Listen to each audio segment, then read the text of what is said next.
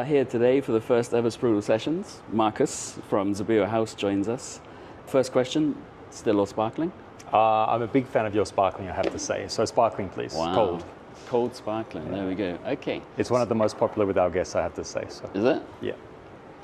That sounds good to me. So tell us a little bit about yourself and your background. Yeah, so Marcus Sutton, the general manager of Zill House the Greens by Jumeirah. I've been in the Middle East for 17 years now, so actually I've seen a lot happen. 17 years? I think in the region, so 17 years in the region, now 6 years with Jumeirah, 3 years as GM of this property, and obviously that's where we got to know each other and see Sprudel come and grow, which has been great, I think flourish for the both of us. Yeah. So been sort of, I guess, got a very good understanding of how things work in the region. Obviously, I'm a hotelier through and through. Yeah. Did my hospitality studies. Where was that? Where did you do that in Switzerland? Originally, I did my hospitality studies in Australia. Then I transferred across to Switzerland to do my hospitality studies in Switzerland, which is kind of the mecca for hoteliers. Yeah. It's like if you want to really get, I guess, a great hospitality education, Switzerland is definitely the place to go.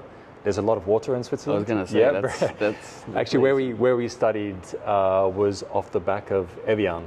It's in a small place called Le Bouvray on Lake Geneva. Okay. And small, you'll appreciate this story because it's regarding water. So on the back of the mountain where we lived was Avan. Who? Never heard of it. A small company by the name of Avan that produces water. But two funny stories. So I used to run around the corner and I used to run maybe 2 kilometers to Avan, which is the French-Swiss border. So I tell my parents that, they'd say, how was your day today? When I spoke to my parents, how was your day today? And I'd say it was wonderful. I just ran to France, which sounded very, I guess, elite. Very elite, even though it was only 2 kilometers. And the second thing is we were pretty much showering in the same water that Avan used to put in their bottles because it was all coming off the same mountain and everything else. So I think maybe I've always had an association with high quality water. Oh, wow, since my studies in Switzerland. So, excellent. So we're here in 42 Midtown. Yep. This is your new venue. Yes. Beautiful. I think it's, how long has it been open for now? We opened in October. So it's one of, I guess we have 3 signature restaurants. So this is our most recent launch, I guess? Yeah, launch and product of all our efforts and so forth. And within Jumeirah, we very much take control of our F&B operations. So we don't really outsource so much. Yeah. So we have Lala, social company, and 42 Midtown that we operate. Yeah. So my entire team developed this from the ground up. It's a beautiful space. Yeah. And you guys have obviously these carafes. Yes. Which is proudly serving filtered drinking water in a commitment to sustainability and the environment. Together with your bottle here. I think a lot of work and effort went into the design of that, right? And the marketing and the voice of the bottle as well, like less plastic, more fish. We always get that wrong. Yes. Tell me more about the marketing side of it. Was it a big internal discussion with you guys? I mean, I was quite lucky that when I came in, Zill House has always been positioned as a brand to be a very responsible brand, very much focusing on sustainability. So before we kind of, I guess, let's say, tackled the water frontier and engaged with Sprudel, the hotel was launched with avoiding the use of plastic. Yeah. So I think we were one of the first hotels to really open with, I'm not plastic straws before that became a big thing, but of course it's not just about straws, it's about many other elements. So the hotel opened with already biodegradable, not plastic bags, but also within all the rooms, a lot of the products were biodegradable. Instead of having small plastic containers for amenities, we very much focused on the pump system. Yeah. So this hotel was one of the first hotels to really avoid the use of single-use plastics, which was a major focus. Yeah. And there are other elements of sustainability that the company focused on as well.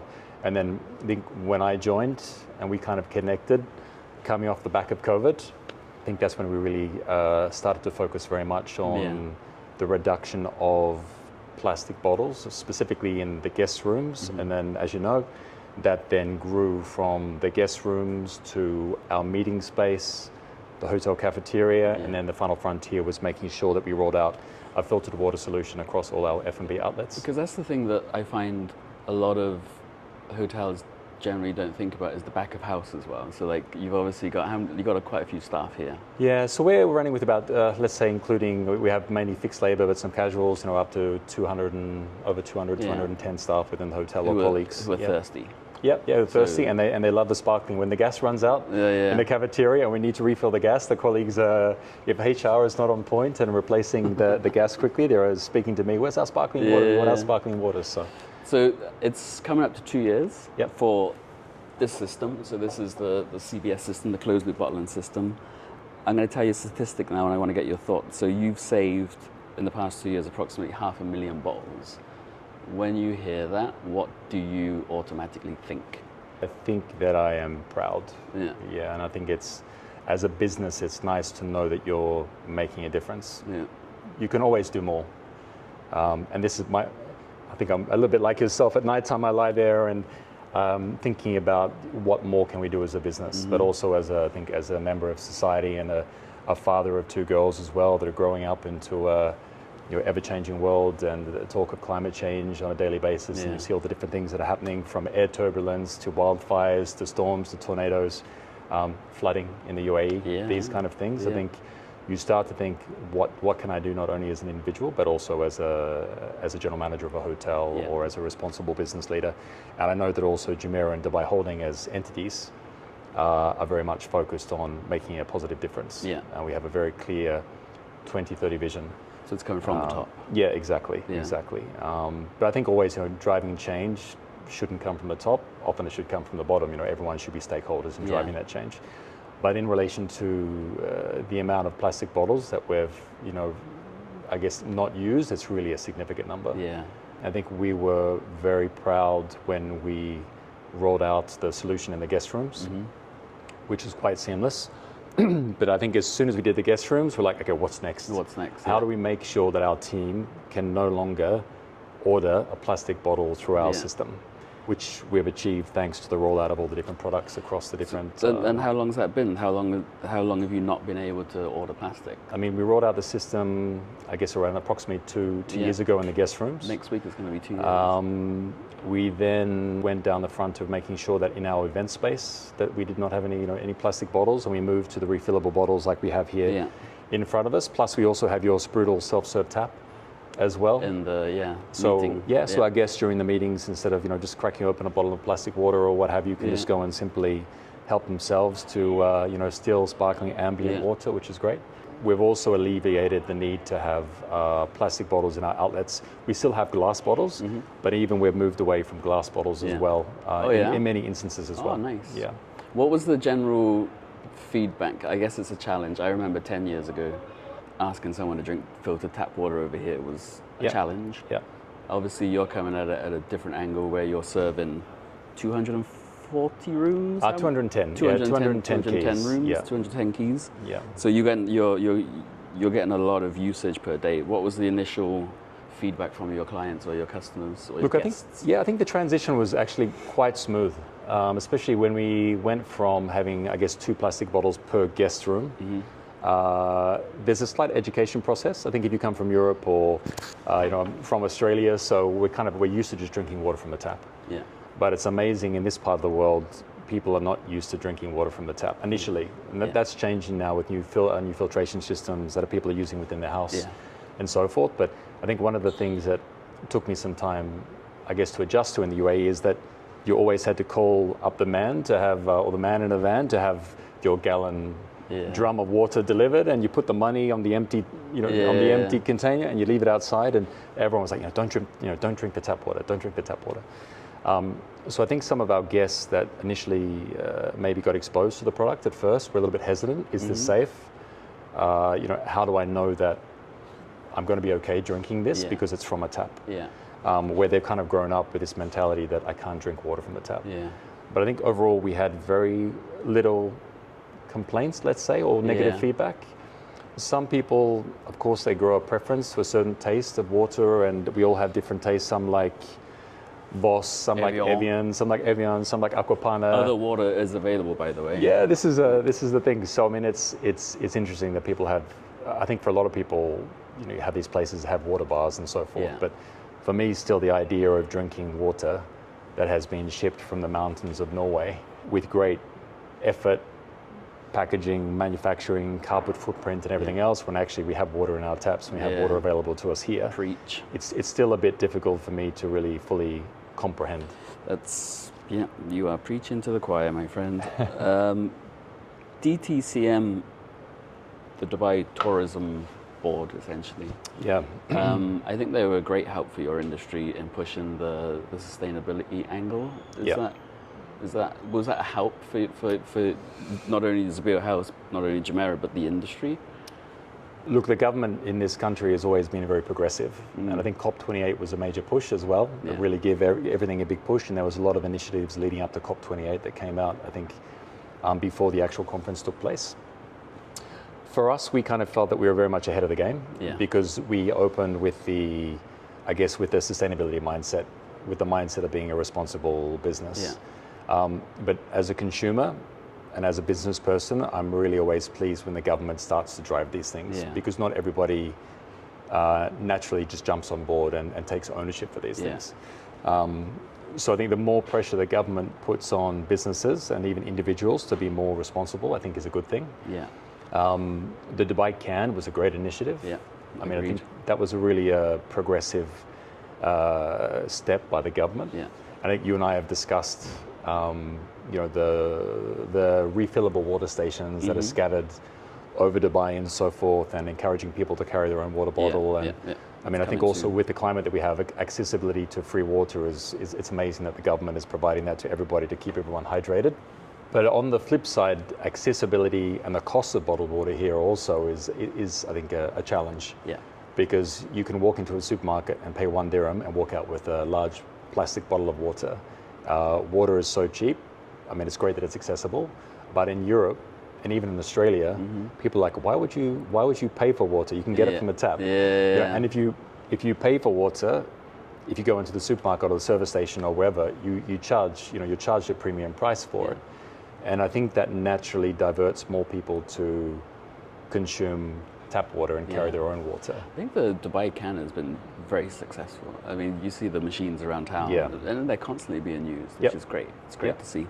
So, in general, do you think the DTCM push to go more sustainable in your industry, was that more seen as a challenge, or was it accepted, or was it, you know what I mean? Is it a welcome challenge? For us, it was welcomed, and it wasn't seen as a challenge because we were already ahead of the game and already set up to. I guess we didn't have to worry about introducing new items because we'd already done it.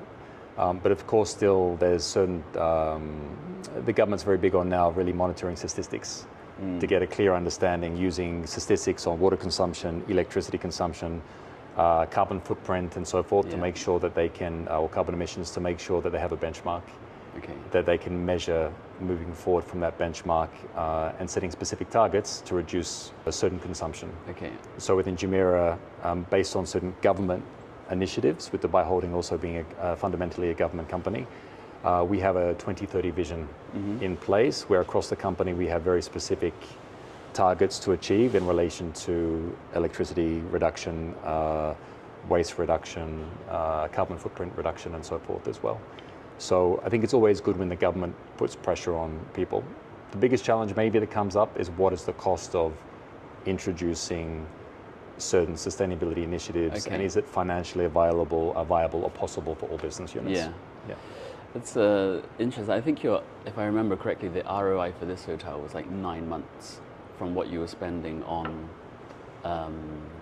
plastic bottles for the rooms, which is, even in big companies, 9 months is nothing, right?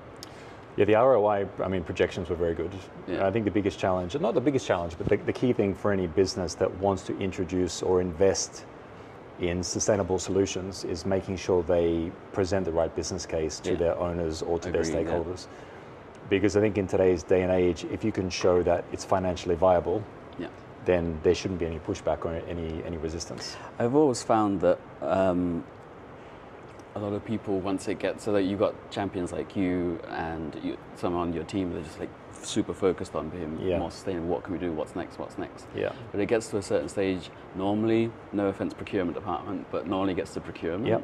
And it's sort of like handbrake. So I think that the educational side of it is super important for those guys, but on a human-to-human level. Yeah. I feel that a lot of the challenge for us, especially as a company, was changing the mindset of the procurement department. So, okay, you're saving money in 9 months. Yeah. The product is this, but look what you're doing. Look what you're doing as a company. Yeah. So we said about you having drinking water in the staff canteens. Was there any pushback from your staff, or were they straight on? No, I think they just embraced it straight away. Yeah. I mean, the same thing and we're looking at ways of how we can move away. We still use some water dispensers throughout the outlets from just individual standpoints from accessibility, but the main consumption is in our cafeteria, so that's where we made the change to both have, especially the sparkling available for the colleagues to kind of elevate the experience, but also to be more, because it's a win-win. It's not just about being sustainable sometimes, and often the experience is enhanced as well, and that was the case that we had in the cafeteria. So. And was it the same with the meeting rooms? I know is it P2? Yep, level P2, the study. The study, you've got the single tap there. Was there any challenges to overcome with those guys? No, and I think if anything, it's welcomed, and it's almost demanded now by companies. Yeah. I mean, it's amazing how many companies now, before they even book the hotel, whether it be rooms or meeting rooms, they want to see what is your sustainability policy. Oh. So it's actually having being a responsible business and having sustainable practices is actually a selling point. For the first point in my career, I had a guest who checked out the other day, and he said, "Can you please provide me with a breakdown of my energy consumption, like carbon footprint, and water usage during my stay?" Could you? No, we couldn't. And I escalated that to our senior sustainability manager within Jumeirah to say, how do we respond to this? Because this is obviously showing that there is a desire to have a better understanding of what impact your travel has or your stay has on the environment, and whether that was just a personal interest or whether that was a requirement from the company, it's not quite clear now. We have overall, general data, but in relation to breaking it down by, per room, consumption per guest, unfortunately, we're not at that stage where we can get down to that micro level. Yeah. But I think that question that came up kind of shows that more and more, and this will probably come, these kind of questions will probably come more often as people become more conscious, and will ultimately direct people more towards to do business with companies that are focusing on sustainability and responsible business. Crazy. That's interesting. So we've done the plastic bottles for you guys. What other, you said before about the push soap dispensers. Yep. What else have you guys got in Zill House, sustainability-wise? Yeah, I mean, sustainability-wise, look, we provide our guests with complimentary bicycles to ride around the neighborhood, and which is a win, reduce the use of fossil fuels and so forth. Yeah. We have all biodegradable products within the guest rooms. We have a linen program that we only actually service or wash your sheets if you leave a specific card on the bed. Oh, okay. Now, after a certain length of days, if the sheets have not been washed, then naturally we still wash them, we change the sheets and everything else, but we're giving the end user the power to have a positive impact on the environment by not necessarily, just washing the sheets every day. I mean, at home, we don't wash our sheets every day. No. And this is the thing within hotels, sometimes our expectations as a consumer, we all like to be pampered and we like to, feel special and so forth, but do we really need our sheets and towels and everything to be changed sometimes twice a day? In certain luxury hotels, you'll have regular service, then you'll have turn down service where the room is refreshed and the towels are replaced. But I think we're seeing a shift away from that, where consumers are saying, look, I don't need this every day. Okay. I don't need housekeeping every day. So maybe more guests are putting the D&D on as a way of saying, leave my room, it's okay. And that's the same for all the big, say, Zabeel Sarai, another Jumeirah property, right? Is that the same? Are they seeing the same sort of thing? Across the board. I mean, we've got a couple of major initiatives across the company, and I mean, even in relation to the use of plastic, Jumeirah has actually gone plastic bottle free across all the companies. And I think it was saved around on the beachfront alone, it was almost, I think it was 7 million bottles or around that amount, or that had been, I guess, plastic bottles not utilized by changing the system. And I think this kind of, it's spreading. And I think one of the things I've been proudest of with working with Sprudel is that I guess I kind of became a convert of your product and a supporter of your company, and that's why we saw the positive impact and the feedback that we had by introducing your product. that we thought, okay, well, it's working in our hotel. How can we support you to make sure that it's successfully rolled out in other properties? And that's when every time we said, oh, do you mind if we bring somebody around to look at our closed loop bottling system and everything else, to try, well, I'm like 100%, bring it around, make sure my team are available to do the show round. And I've met with quite a few other GMs, hotel managers, procurement managers from other hotels, along with you and your team to kind of sing the praises of Sprudel. And I'm the kind of person that I don't just give praise for the sake of giving praise. If I see that, your involvement specifically in your passion, not only for, I guess, many people might say, selling a product, but actually I think your passion towards making a positive difference, beyond a viable business solution is what really kind of, I guess, caught me and caught the team to support your cause even more. That's great. I mean, we're now up to, in 2 years, 23 hotels. Well, it's 25 because we launched 2 more this week. So it's slowly getting there. I mean, your industry is slowly looking around and realizing the potential, not only for the environment, but the financial impact, right? I mean, you guys are saving a lot of money by not having to purchase plastic bottles, storage space as well. So that's great. So what's next for Zill House? I know we're in discussions for outdoor units around the pool. Anything else on the horizon? It's the final frontier. Is the pool. So we've done the guest rooms. That was the biggest, the biggest focus. Then from the guest rooms, we did the meeting rooms. We maybe didn't touch upon it too much, but the rollout in F&B was huge. Having the Sprudel solution on tap. So having the still, cold, sparkling options available has been a major change, game changer for us. That's in Social Company downstairs in the lobby. That's in Lala on 4th floor. And 42 Midtown. 42 Midtown here on P2. As if I know your hotel very well. Let's touch on that a little bit. The feedback from the guests for the open carafe. So this is the open carafe here. Nice design. Each outlet has its own design. General feedback from your clients and the guests. Very positive. I think people are. You see on various social channels and chats that pop up every now and then. It's people are saying it's outrageous that I'm being charged 50 dirhams for a bottle of water. It's just water, kind of thing. And I think, especially again, when you come from, in many restaurants back home, like in Australia or in other parts of the world, when you sit down, the first thing you do is you get a complimentary carafe of tap water, and people would, again, they're like, why would I pay for water when I can just get complimentary tap water? And there are many restaurants, actually, I've seen now more and more cafes have a water station, self-service, so if people want to help themselves to water as opposed to buying bottled water, they can do that. For us, the key thing was to reduce, number one, plastic bottles was the first thing that went. But then it wasn't just alleviating plastic bottles, it's how can we actually reduce the usage of glass bottles? Because again, transportation, carbon footprint, manufacturing costs, the need to recycle, all these things that go behind that.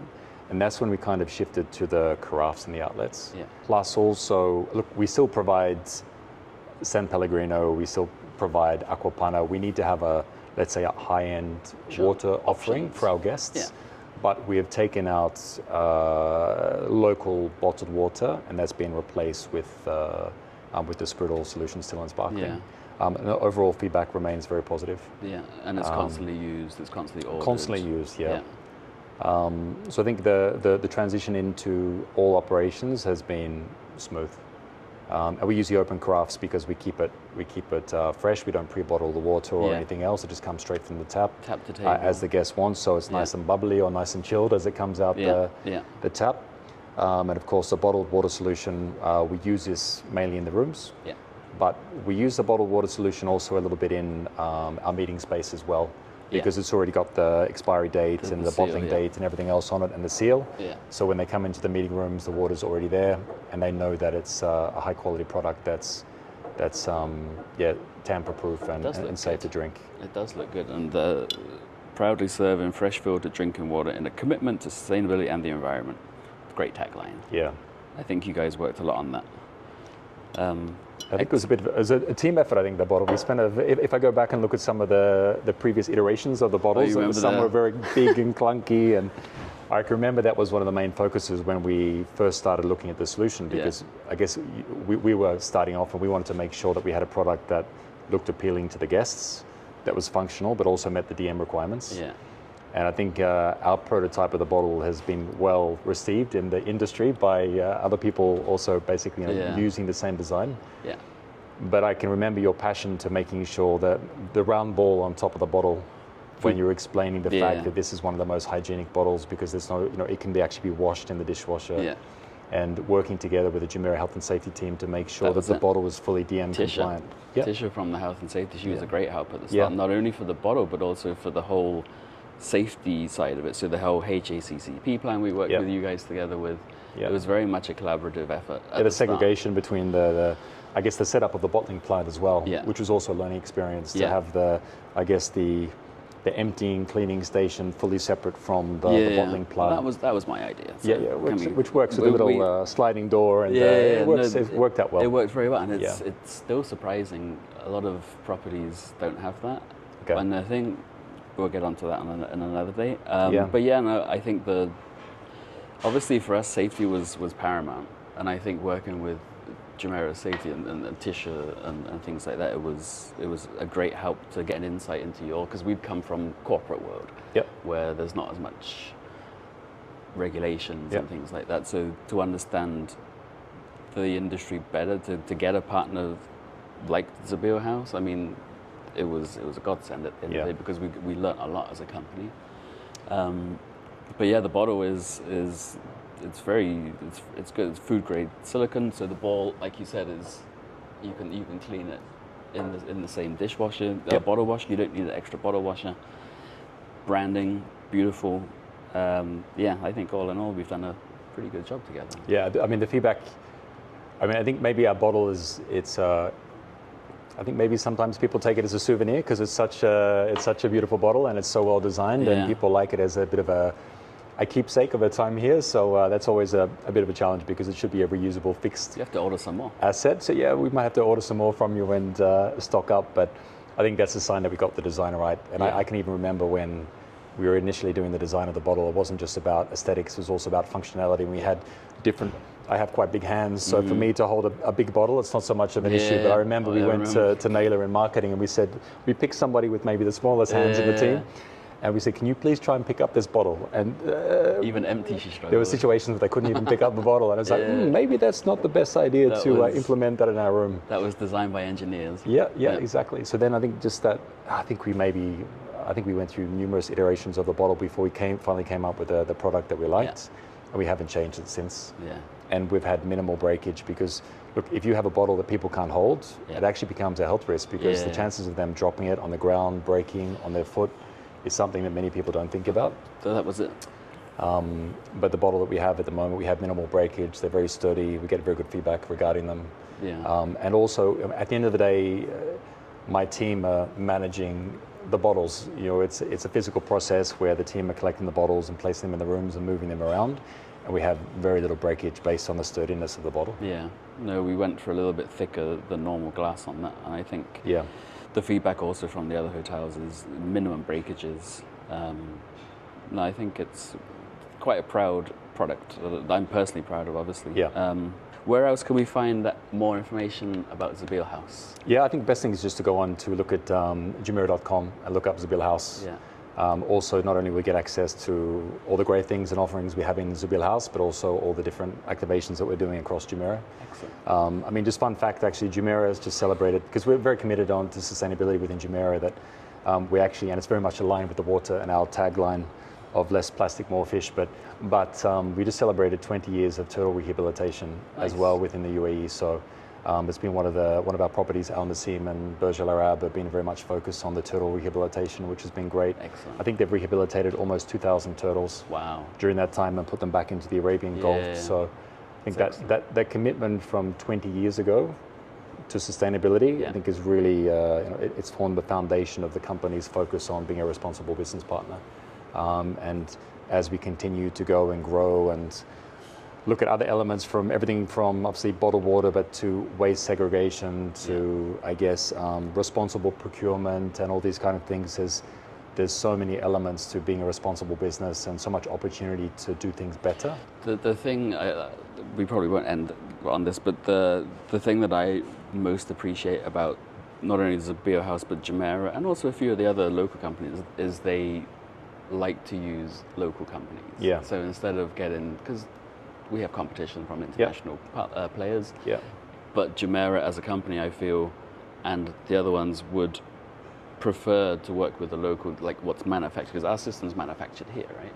So I think that plays a big part in the mindset of the thing. If you can do it in the UAE, why wouldn't you? 100%.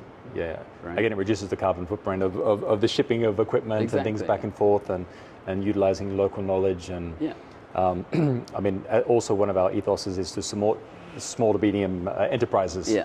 You know, to support SMEs, and that's why I think also we were, although there are a lot of international companies in the market, working with a local company like yourself made sense.